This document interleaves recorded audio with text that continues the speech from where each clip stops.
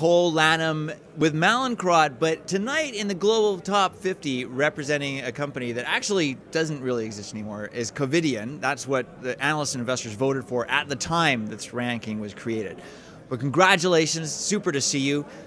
Tell us a little bit about the challenges you've been through since Covidien was acquired and since you moved into a new role. Sure. Well, I think most of the people that still work at Medtronic would tell you that Covidien still exists. They just don't call it Covidien anymore. But yeah, so as soon as the deal closed, the Medtronic-Covidien deal was the biggest medtech merger in history and was very, very successful. We're very proud of what we did there. But immediately following that, I left the organization to go head up investor relations at Mallinckrodt, which is a pharma company that Covidien had spun out a couple of years earlier. And it's a good lesson on the fact that the environment can change very, very quickly. Especially pharma was a very hot sector for an extended period of time, and all of a sudden, over the summer, really over the last 2 or 3 months, it became not a hot sector, and in fact a sector with a lot of controversy around it with a lot of our competitors, and that's helped put a lot of scrutiny on us as well. So it's been a busy time in investor relations because a lot of people needing a lot of hand-holding as to what's going on. So a lot of interesting times.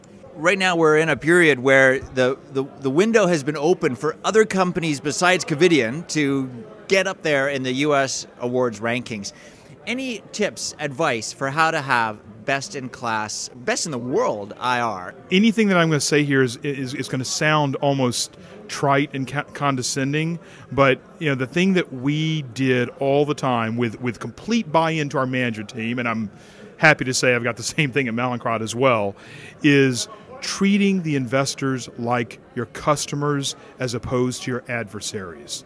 Way too many people, in my opinion, spend way too much time on things like targeting or who's a good investor or who's a bad investor or who might be quick money or activist and we don't want to deal with them.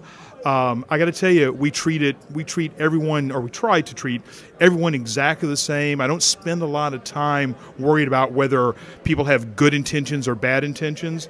And I think ultimately, since it's hard to put yourself in the mind of the investor anyway, that's the better way to go, because I see it as a job of trying to help people understand the story better or for worse. Some people might understand the story and decide to sell the stock. You know what? I have no problem with that whatsoever. And I think to the extent that companies can look at their investors in that way, it's always going to be a better situation than trying to treat them like the enemy. Well, Cole Lannum, is always great to have you at our awards tonight, Global Top 50. Good luck in the ranking. We'll see how it comes out for Covidien, but it's great to see you. Thank you, Neil. Appreciate it. Have a great night.